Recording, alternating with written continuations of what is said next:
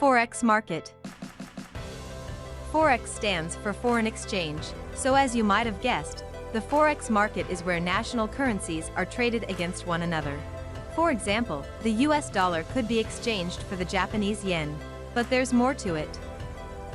The Forex market is one of the largest financial markets in the world, with an average daily trading volume of more than $6 trillion, according to the Bank for International Settlements. And unlike the stock market, it's decentralized.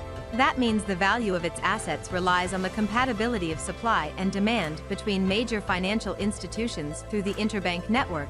It's a global market that isn't limited to a particular country or place.